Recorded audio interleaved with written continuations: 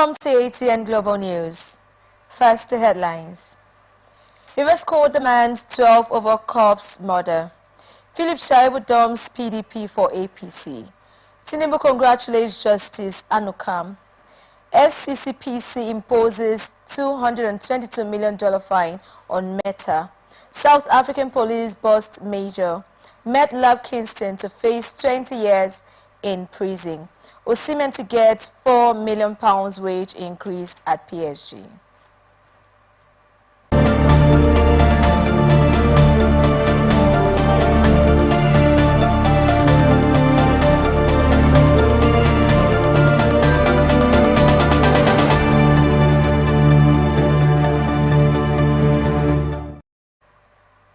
And now the news in details. Rivers State High Court sitting in Port Harcourt has remanded 12 suspects to the Port Harcourt Correctional Center in connection with the alleged murder of a female police inspector, Christiana Erekere. The suspects, including a groom identified as Efogene Wereka, were arraigned by police in 13 counts bordering on conspiracy to murder, among others. They were arraigned after allegedly killing the police officer who stopped them for a search operation along the Taba community in Kana local government area of River State on their way to Akwa Ibom State for a wedding. The suspects were reportedly enraged when the police team queried the validity of the documents of one of the vehicles they were traveling in. During the arraignment, the suspects pleaded not guilty to the charges. The trial judge, Justice Augusta Chukwu, however, refused the bail applications of the defendants and ordered that they be remanded in prison custody. Justice Chukwu then adjourned the matter to October 8th for an accelerated hearing. The lead prosecuting counsel, Mercy Weke, who spoke to journalists after the court proceeding, said it was a capital offense, saying they applied for bail, but the court refused bail. Authorities of Bayelsa State Police Command have arrested 6 suspected criminals in southern Ijaw local government area of the state over alleged link to a terrorist formation and threats to oil and gas production. ATN gathered that the 6 suspects, whose names were given as Mr. Tari Daniel M., Mr. Experience Pere M., Mr. Tari Okido Jacob M., that's male, Chief Augustine Okorodo male, Chief Ogiori McLean male, and Chief Moses Okoriwe male, were also accused of promoting native warfare, criminal intimidation, economic sabotage, terrorist financing, and conduct likely to cause the breach of the peace in Obombiri community and its environs. The statement issued by the State Police Public Relations Officer, ASP Musa Mohammed, said following the disturbing violence and threat to oil and gas production in southern Ijaw local government area, the Commissioner of Police, Bayelsa State Police Command, CP Aloyeno Francis Idu, swiftly deployed police operatives leading to the arrest of 6 suspects. The statement said that the suspects are undergoing interrogation and detectives are working assiduously to uncover their links to a terrorist cell formation, threats to oil and gas production in southern Ijaw local government area, promoting native warfare, criminal intimidation, economic sabotage, terrorist financing, and conducts likely to cause the breach of the peace in Obombiri community and its environs. The CP Aloyeno Francis Idu reiterated the command commitment to protection of life and property, and members of the public has advised to report any suspicious criminal activities to the nearest police station. Nigerian Security and Civil Defense Corps on Saturday paraded a total of 9 suspects over illegal dealings in petroleum product and vandalization of armored cables in Akwa Ibom State. The state commandant of the NSCDC, Eluyemi Eluwade, who paraded the suspects before the press on Saturday at the command headquarters in Uyo, said the operatives also impounded 3 trucks conveying 135,000 liters of petroleum products. He said the anti-vandal units of the command made the arrest on July 14th along Ikot Abasi Port Harcourt Expressway in Akwa Ibom. Speaking on the suspected vandal, the state commandant said the operatives of the agency on July 15th in Idu Uran local government area arrested him for criminal conspiracy, tampering and theft of armored cable in a transformer at the Nigerian Medical Association Center in Uran. He said the suspect, who is currently under investigation, is believed to have connived with criminals who breached the security of the facility where he was providing security and vandalized and stole armored cable. Oluwade restated the commitment of the NSCDC to curtail all forms of illegalities, including illegal bunkering, adulteration of petroleum products, operating without license, and illegal refining to the barest minimum, assuring that the suspects would be charged to court at the end of investigations. Economic and Financial Crimes Commission has arraigned one Rufus John Isip, a self-acclaimed forex broker, before Justice C.S. Ona of the Federal High Court sitting in Uyo, Akwa Ibom State, for alleged 2 million naira investment scam. 2 billion naira investment scam. A statement by EFCC spokesperson Delo Oyewale on Saturday said the suspect was arraigned alongside his company, ITM IT Resources Limited, on an 8-count charge bordering on fraudulent conversion, money laundering, and obtaining by false pretense. The statement noted that the suspect pleaded not guilty when the charges were read to him, and Kamisi Mahmood, counsel to the EFCC, prayed the court to remand him in EFCC custody. Justice Ona adjourned the matter to October 14, 2024 for trial, and the defendant was remanded at the Uyo Zonal Directorate of the EFCC. The statement added that Isip was arrested based on a petition from one Michael George, alleging that he lured him to invest in his online trading platform called Vandora.io. According to George, Isip told him that it was more profitable to trade on his platform with a minimum trading capital of $100,000, and that he would earn more profits if he involved more investors. George thereafter invested and reached out to other investors and companies who also invested in the Isip phony online trading platform. And after 60 days, it agreed for the investors to start earning their profits. The defendant disappeared into thin air. Deputy Governor of Edo, Philip Shaibu, on Saturday officially defected from the People's Democratic Party to the All Progressive Congress. Shaibu, alongside other members of the PDP Legacy Coalition Group, announced his defection in Benin at the inauguration of the National Campaign Council of the party for the September 21st governorship election in the state. Dr. Umar Ganduje, the national chairman of the APC, and other members of the National Working Committee who received the deputy governor, said they have come to add value to the party. According to him, the opposition party will certainly take over the state after the governorship poll. Shaibu was also warmly embraced by Senator Adams Oshiomhole, whom the deputy governor referred to as his father. ATN learned that trouble started for Shaibu in PDP when he showed interest in the governorship seat. The ambition pitched the deputy governor against his principal, Governor Godwin Obaseki, which eventually led to the impeachment of the deputy on March 18th by the State House of Assembly. A federal high court in Abuja, however, voided the impeachment on Wednesday, noting that the offense upon which he was removed did not amount to misconduct. It was a Black Saturday in Ondo State as 2 passengers were shot dead, while 5 others, including a female corps member, were abducted by suspected gunmen. Sources said that 15 suspected gunmen abducted the victims along the Ifion-Owo Expressway in Ose local government council area of the state. 2 other passengers reportedly escaped with various degrees of wounds sustained from gunshots. The bandits were said to be armed with AK-47 rifles and ambushed the commuters at about 11 p.m. on Friday at Omi Alafa village in the Ifon community. They reportedly fired periodically at the Sienna bus. Eyewitness accounts swiftly reported that they attacked a police detective in Ifon. ATN gathered that the commercial vehicle was coming from Anambra State with passengers heading to Owo and Akure, the state capital, when the incident occurred. Police spokesperson Funmi Odunlami confirmed the ugly incident to newsmen, noting that the corpses of the passengers have been deposited at the morgue of a private hospital in Ifon.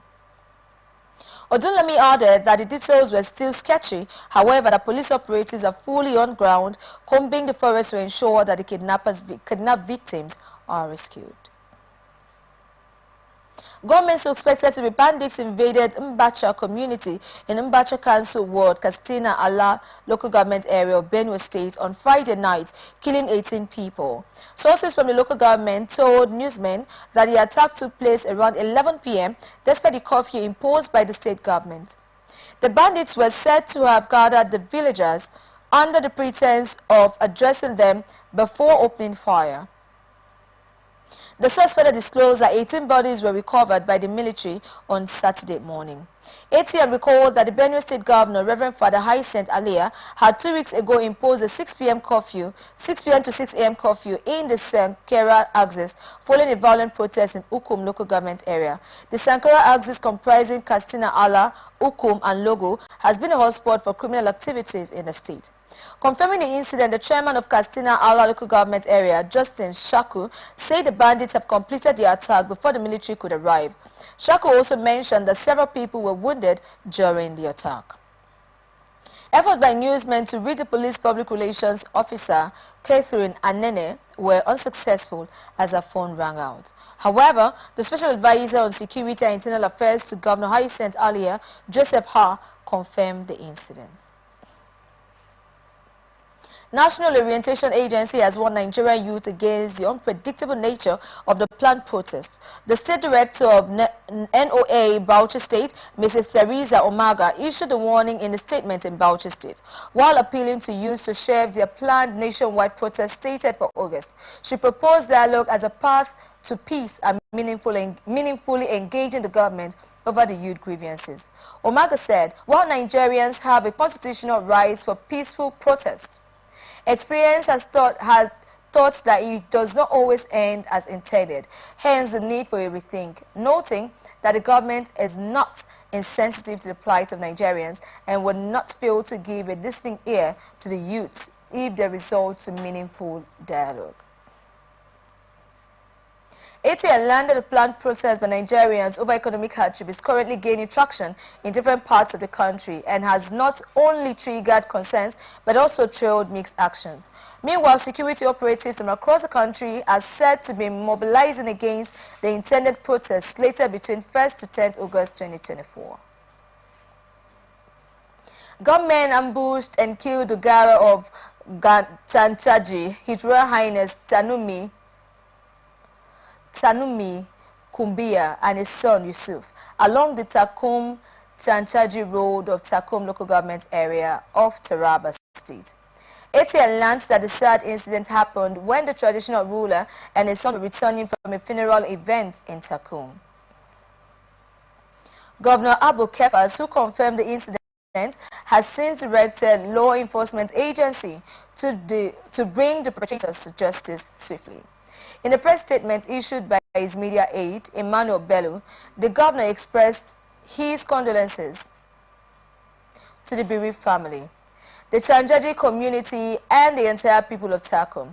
The governor urged the residents of Takum to remain calm, assuring them that the state government would leave no stone unturned in its efforts to bring the criminals to justice.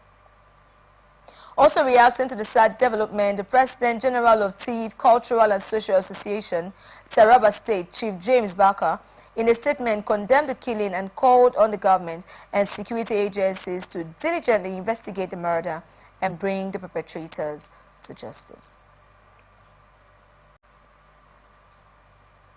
Governor Diko Rada of Katsina State has promised that his administration will ensure a smooth transition of local government autonomy following the recent judgment of the Supreme Court. The court disclosed this after the governor disclosed this after stakeholders meeting. He convened to discuss the implication of the Apex Court judgment. Chief Press Secretary to the governor, Ibrahim Kaula Mohammed, in a statement issued Saturday in Abuja, said Dr. Rada noted that local governments in the state already enjoy a significant level of autonomy, reaffirming the state's commitment to upholding the Constitution. Governor Rada empathized with the local government chairman, stating that he was once the chairman of local government of Charanchi local government during the administration of President Umaru Musa Yar'Adua, adding that he was involved in the day-to-day administration of his local government and that he is fully aware of the challenges and pains that most of them are facing. He acknowledged potential challenges ahead but expressed optimism about the state's preparedness, while highlighting his administration's forward-thinking approach to local government administration. Governor Rada noted that the state plans to conduct elections for new local government chairman at the expiration of tenure of incumbent chairman. The governor further pinpointed the state's community development program designed to empower local governments by involving communities in identifying and prioritizing their needs.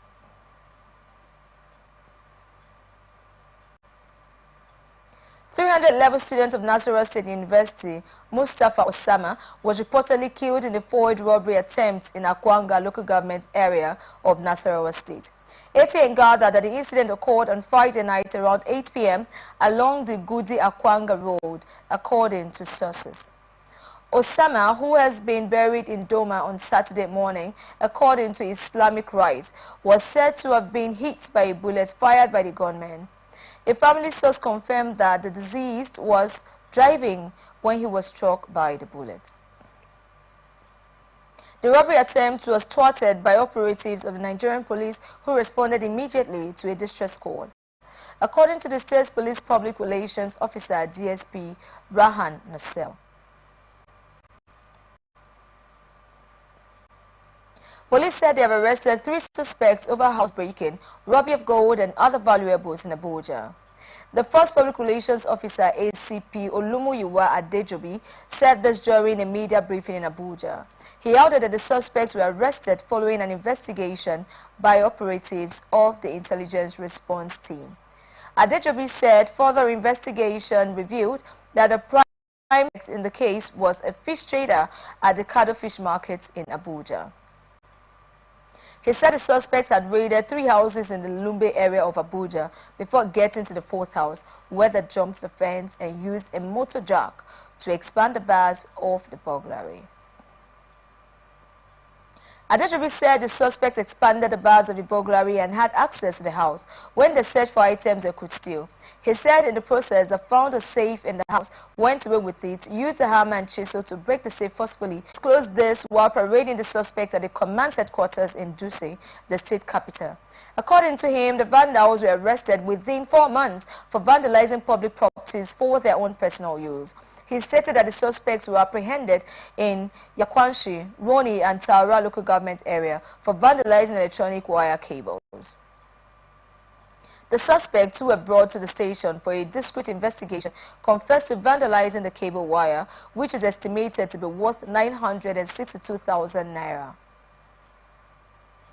All the suspects have been taken to court for prosecution.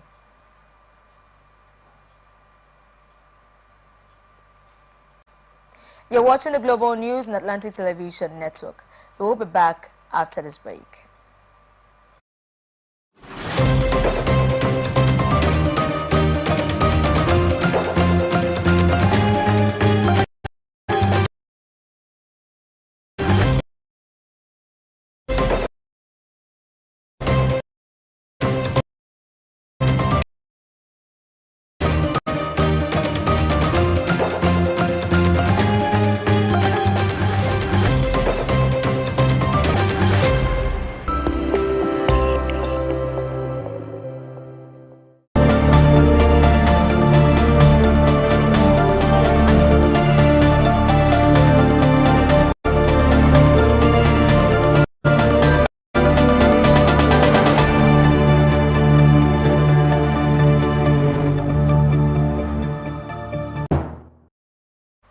Welcome back. This is the Global News on Atlantic Television Network. Now to the rest of our stories. President Bola Tinubu has congratulated Justice Stella Anukam on her re-election as a judge of the African Court of Human and People's Rights for another term of 6 years. In a statement on Saturday by his spokesman, Chief Ajuru Ngalele, the president said Anukam was re-elected at the African Union Media Coordination Meeting, Executive Council in Accra, Ghana, on Friday. President Tinubu commends Justice Anukam for her contributions to the development of human rights jurisprudence on the continent and enjoins her to continue to bring her invaluable knowledge and insights to the African courts. The president says that his administration will continue to support the candidature of competent and qualified Nigerians for international positions, noting that the country's strategic importance in the global community. ATL learned that the African Court on Human and People's Rights is a continental court established by African states to ensure the protection of human and people's rights in Africa. In complement, the function of the African Commission on Human and People's Rights. The court is composed of 11 judges nominated by member states of the AU and elected by the AU Assembly of Heads of States and Governments. Nigeria is a state party to the protocol establishing the court, having ratified it in 2004. Reactions have been mixed following President Bola Tinubu's establishment of the new Ministry of Livestock Development. Amid escalating food prices, the new ministry was approved and the president inaugurated the Renewed Hope Livestock Reform Implementation Committee at the State House in Abuja on Tuesday. The decision of the president to establish the Ministry of Livestock Development was continued to generate different views from stakeholders. Some observers believe that his administration lacked development points to implement the ministry to function. Due to the complaints of Nigerians to the hearing of the President of Federal Republic of Nigeria, President Bola Ahmed Tinubu, last week, in response, he inaugurated the committee to chair up the establishment of Livestock Ministry with a focus to help the Ministry of Agriculture in food production. The Livestock Ministry will be controlling the livestock business and as well as rearing of animals. Today we are in the Secretariat in Abuja to ask Nigerians of their view about the Livestock Ministry. Will it truly stand to produce food for Nigerians, or will it be serving another purpose? Really, when the president has tried in his own magnanimity in setting up the Ministry of Livestock, we have Ministry of Agri. To my view, there should be merger because we know what is happening in the world today. But I'm not kicking against it. You know, this livestock of a thing, when you see the cows roaming around, the Senate president came to say cows are not citizens of the Federal Republic of Nigeria. So, in my own view, there should be ranches. How do you call it? There should be ranches. If the Ministry of Livestock can control all those things, then I think insecurity of a thing will be the paramount something that yes, will save this country from this embarrassment. And to my view, it is not something bad about it. We know the president is trying and he's going to do his best by making sure that this country remains one of the best countries in Africa and almost, I think, top 2 or 10 in the world. Well, thank you. You know, most of all these things, we the general public, we complain a lot. One, no job opportunity, no job opportunity. And if such a department should be established, at least more than 200 people will be working in that department. And that is part of job creation, which and it will be more than 200. So I think to that effect. It has been existing, but people doesn't know much about it. When you look at your street you are living, when you are rearing animal, people will plant a mudu of rice or beans. They will be killing and beating your livestock because it comes. If you want to farm, you go to where those animals cannot go reach. I think you understand. So when you are rearing it within yourself, you can, because like anything goats, you are used to deliver every 6 months. I think you understand. Within a year, look at the amount of them that you will see. But the people who are around doesn't give chance for it, because maybe government doesn't focus on it. But as government now bringing it out now to become a ministry, so we have to look and watch the function and how they will handle it. because all the system of animal rearing is the one of the best something, because we are shouting on food only. What of the animal? The rearing of a fish and snail and honey, that is bees. There are so many things like that that it can bring money for you. The lack of job will go away. But there is no any encouragement on this before. But so far the ministry will be existing now. Maybe there will be an encouragement to the masses. That's what I see. Yeah, thank you. Actually, the creation of livestock ministry is a welcome development, because it's a step forward for us to realize most of the complex nature of livestock rearing in Nigeria. You see, from the old way they have been doing this livestock this thing, if you look at it, it's not more than for a herder to carry his cow from one place to the other. They travel, some of them travel as far as to Central Africa and come back. By the time you take your livestock to Central Africa or to Niger or to Chad or to Mali, if that livestock weigh even 100 kilo, by the time you bring it back, it will not weigh even up to 60. That is one aspect. Farmers' hardest crisis that is happening is the government. If to say the government has created, like this ministry now, if they can create a livestock district where you rear your cow, you feed the feeding, you get the feeding, you have the school for herders, you have a clinic and other centers, you concentrate them in one place. At least it will stop all this going about from one state to the other. Indeed, we have heard from Nigerians. Many have said, if truly implemented and the ministry works, it will help in producing food. It will help in controlling the herdsmen. It will help in controlling so many things that is affecting farmers in our local communities. From Federal Secretariat of Abuja, Joseph Moses, ATN News. Director of the National Youth Service Corps, Brigadier General Y.D. Ahmed, has called for support from the 774 local government chairmen across Nigeria. According to a statement issued on Saturday by the NYSC Director of Information and Public Relations, Eddie Megwa, Ahmed's appeal aims to bolster the achievements of the NYSC, which heavily relies on the active engagement of key stakeholders. Addressing the National Executive Council meeting of the Association of Local Governments of Nigeria in Lafia, Ahmed emphasized the importance of local government involvement in the NYSC. He highlighted that the scheme's success hinged on effective stakeholders' participation as outlined in the NYSC Act Cap 484 Laws of Federation of Nigeria 2024.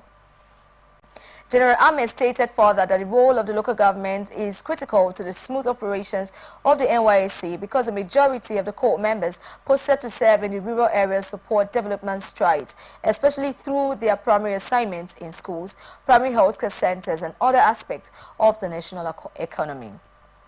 He also discussed the role of local government in ensuring the safety of corps members as mandated by Section 8, subsection 3D of the NYSC Act. He asked the chairman to leverage their position to enlist support from traditional rulers, religious leaders, and economic heads to complement security efforts.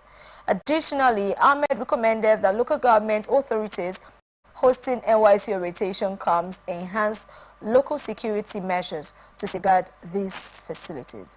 He also pointed that the condition of some NYSC zonal and local government offices are substandard, impacting the effectiveness of the scheme's operation. Director General of Nigerian Center for Disease Control and Prevention, Dr. Jude Idris, has warned Nigerians to be cautious of cholera during this rainy period as it can rapidly increase due to unclean environments, waterborne diseases, and mosquito bites. He further advised general public, health workers, and state governments of the risk of transmission of cholera by stating some measures that will help reduce cholera in the communities. Emphasizing on the rainfall's significant impact spread of waterborne diseases. Our Abuja correspondent Joseph Moses Makika completes the story with the opinions of Nigerians. Recently, Nigeria has been bothered with the outbreak of cholera. Cholera itself has been an existing disease long time ago. It's just that it comes and goes. But recently, the Director General of NCDC said cholera is improving in daily basis and thereby killing Nigerians. Recorded about 3,623 cases, suspected cases. Unfortunately, we recorded 103 deaths across 34 states, plus the federal capital territory, and in 187 local government areas, with a cumulative case fatality rate of 2.8% since the beginning of the year. These are cumulative cases. The predominant age mostly affected is 5 years, children 5 years old, while sex distribution is almost the same, about 52% males and 48 females. Looking further, we've noticed a 5.6% decline in the number of cases in this reporting week. That's this last week, 8th of July to the 14th of July, that reporting week, as compared to the preceding week. We also recorded a drop in case fatality rate from 2.9 to 2.8. Definitely there is a decline in case fatality rate from week 24, when we notified the public, when we saw that spike, to the present week. There's a slight decrease in case fatality rate. Whereas ongoing current efforts at the national and some state levels might have been yielding some results and largely responsible for the decline being reported. However, given the trend from previous years, we know it is not Uhuru yet. We should not start jubilating. We still need to be cautious. Well, I think the problem of this cholera of it has to do with this open defecation. For a very long time, we've been experiencing it, and as population increases, apart from open defecation, we have this sewage problem. You know, with dustbins, they are being kept where it's not supposed to be kept. And government, we want government to sit up. No, they are not trying, they are trying their best. But Nigerians, we are very, very difficult to be handled. You understand? We need sensitization for people to know the basis for this outbreak of cholera has to do with this open defecation, exposure of, dustbins. What do you call it? Sewage something. So let them get awareness, by using National Retention Agency to get people aware, and it has to go down to the grassroots. It's not just this place alone that will remain and be telling the Nigerians what to do about it. That is my view. Okay, as they try their own best to reduce the cholera outbreak, I think we should eat healthy and have a healthy lifestyle. Yes, wash your hands, In Nigeria, they used to fumigate the whole Nigeria. But now, nothing. Most of the ministries that they're supposed to be performing their functions in where they're committed to, most of them are not doing it again.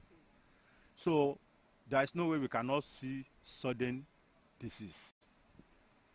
But if they can change to be doing all these things, this thing will go away. The issue of cholera, you see, even before the colonial master left this country, we have these local people that we call Dubagari. They go around to check every household. If you are not cleaning your house, they will send. They have a distance that they will task you. They also check all the toilet and all that things to make sure that every household is clean. But today they have cancelled those ones. Those are environmental hygienic something. We don't have it. Secondly, the government always have a deaf ear. There will be warning that look, society is increasing. It started from Lagos or where, but the government was not keen in looking at where those cholera is coming and how to tackle it. They keep quiet and until the thing started spreading, because you see, movement of people always spread diseases. So the government is the fault of the government. To be frank with you, the Dubagari should be reenacted. Let them come back, so that every household, every area that we have. If you go now, you see people pissing everywhere. They are passing toilet near where they are even cooking food. You see somebody who just go to any ministry here in the front of ministry, you see him pissing. Do you have to say about that? That is where we have 36 state governors and we have 774 local government. I think each head of the department, I mean the chairman of the governor, then Minister of Health, should start telling people the proactive measure, what you should do in any environment you feel such a thing is happening, what people should do as a preventive measure. And where it has never started, what people should be doing to avoid it or not to. Prevention, they say, is better than cure. Many people that we have talked to, they have said, washing your hands and keeping your environment clean will help prevent cholera, and at the same time being sure of the water and the food you eat. With that, cholera will run from you. Joseph Moses, ATN News, Abuja. National President of the Association of Local Governments of Nigeria, Aminu Maifata, has assured Nigerians that local government administrators will prioritize primary health care and basic education. He made his promise at the opening of the 48th National Executive Council meeting of Algon in Lafia, Nasarawa State. This meeting marks the first gathering of the association since the Supreme Court affirmed the autonomy of local government councils in the country. In attendance were key officials, including members of the Board of Trustees and representatives from all 36 states and the Federal Capital Territory. Maifata emphasized that local government administrators are committed to delivering on their statutory responsibilities, particularly in primary health care and basic education.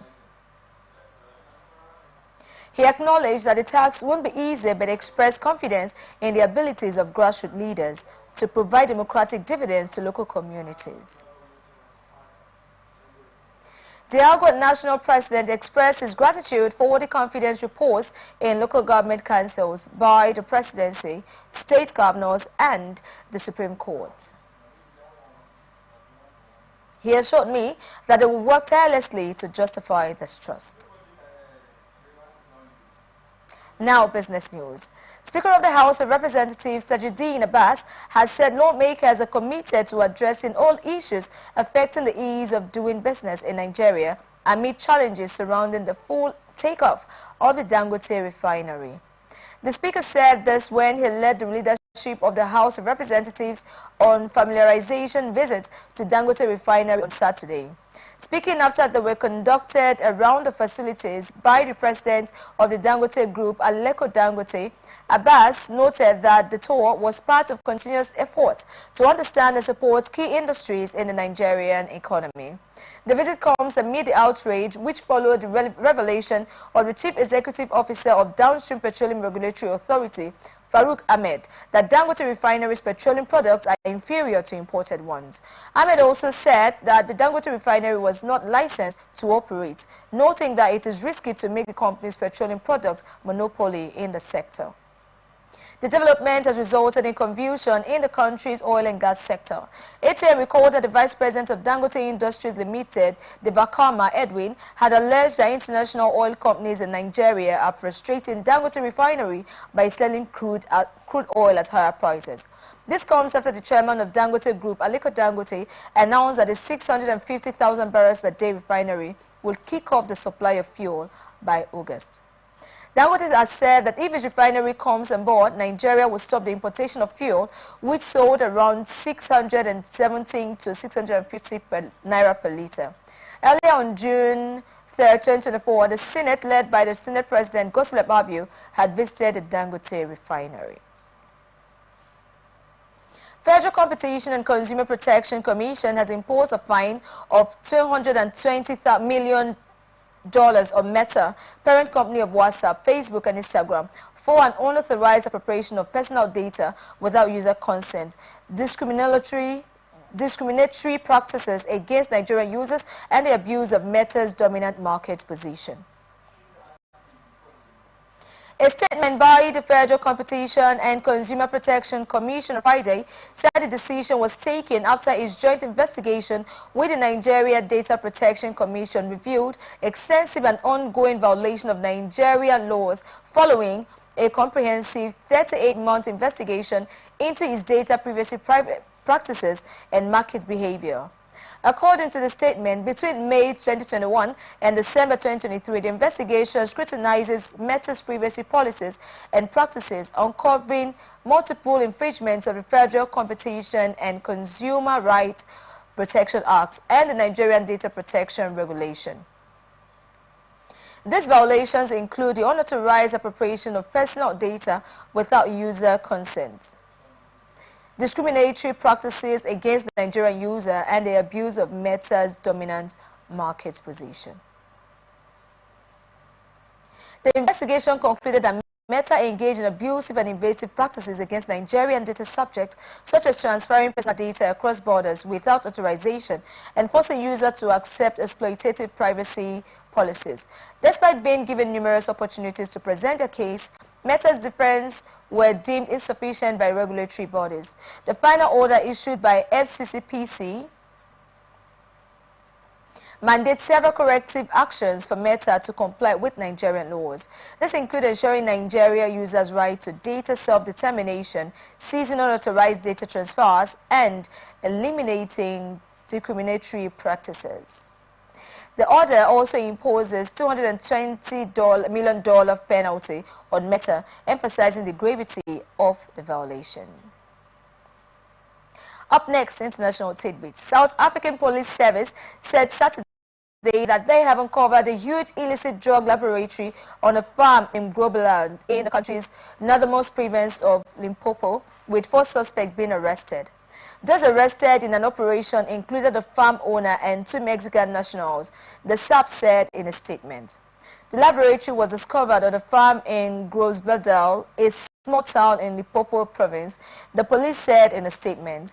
They found large quantities of chemicals used in the manufacturing of illicit drugs, including acetone and crystal meth, with an estimated street value of 2 billion rand, that's $109.5 million, the statement said.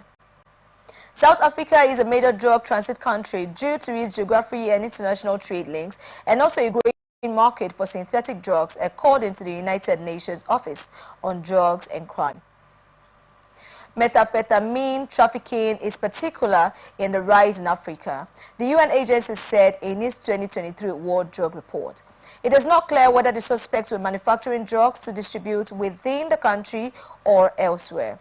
Whilst the investigation continues, the arrested suspects will make their first court appearance on Monday on charges of manufacturing, dealing and possession of illicit drugs, the police statement said. Bridge collapse caused by torrential rains in northern China killed 12 people and left more than 30 missing. The state media said Saturday large parts of northern and central China have been battered in recent days by rain that have caused flooding and significant damage. The bridge in the northwestern Shaanxi province buckled due to a sudden downpour and flash floods Friday night, according to state news agency Xinhua. Xinhua said all 12 victims in the city of Shanglu were found inside 5 vehicles that were recovered from the river below the bridge. Xinhua added that at least 31 people remain missing, and initial investigations indicated that 17 cars and 8 trucks had fallen into the river. Images on state television showed a partially submerged section of the bridge with the river rushing over it. One witness told local media that he had approached the bridge, but that other drivers started yelling at him to brake and stop the car. Xinhua said Chinese President Xi Jinping has urged all-out rescue and relief efforts to find those still missing.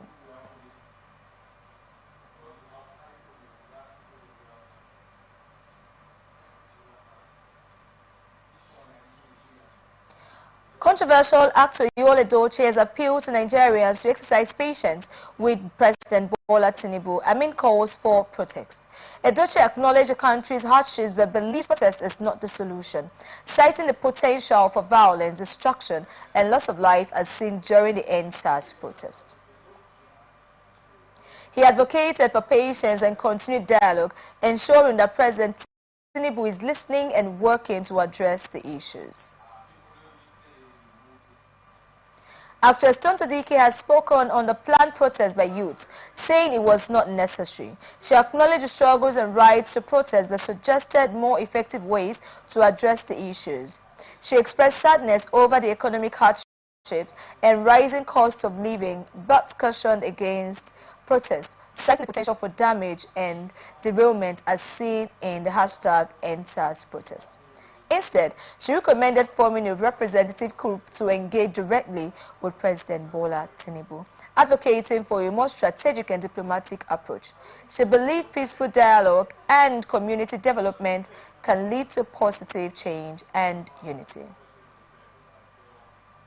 Tonto Dike urged youth to consider alternative ways to make their voices heard, stressing the importance of making smart choices for a better Nigeria. She concluded with the caption, "Sometimes we can be right, but how we express ourselves matters."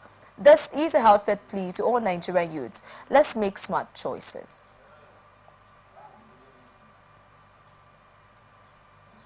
American singer Sean Kingston, whose real name is Christian Anderson, and his mother, Janice Turner, 61, are facing serious legal trouble after being indicted by a federal grand jury on wire fraud charges. According to a press release from the U.S. Attorney's Office for the Southern District of Florida, the duo has been charged with 1 count of conspiracy to commit wire fraud and 5 counts of wire fraud each, for allegedly participating in a scheme to defraud sellers of high-end vehicles, jewelry, and other luxury goods using fraudulent payment documents. If convicted, Kingston and Turner would each face up to 20 years in prison for each count of wire fraud, potentially resulting in decades behind bars. The U.S. Attorney's Office alleged that Kingston and Turner unjustly enriched themselves by falsely representing that they had executed bank wire or other monetary payment transfers as payment for the goods, while in reality, no such transfers had been made. Arrest warrants issued by the Broward County Sheriff's Office and reviewed by police claim that the duo stole nearly $500,000 in jewelry, $160,000 from an Escalade dealer, and $86,000 from a maker of customized beads, among other thefts. In total, the fraudulent scheme is said to have netted them over $1 million in property. Sean Kingston was arrested on May 23rd in California following a raid on the South Florida mansion he was renting. His mother was taken into custody earlier the same day. The arrests were part of an ongoing investigation stemming from a lawsuit filed in February by Verve Entertainment, which alleged that Kingston had failed to pay for items purchased from the company. Now on the sport news. Victor Osimhen is set for a £4 million wage increase at Paris Saint-Germain, having reportedly agreed personal terms with the French champions.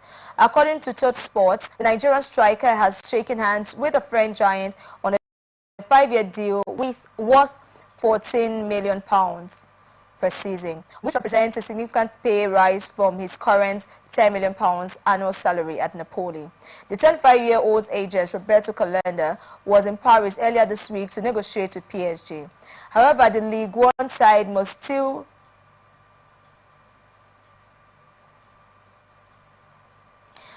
reach an agreement with Napoli to finalize the transfer. One Napoli and new coach Antonio Conte are open to parting ways with Osimhen. PSG appeared reluctant to miss the player's £130 million release clause.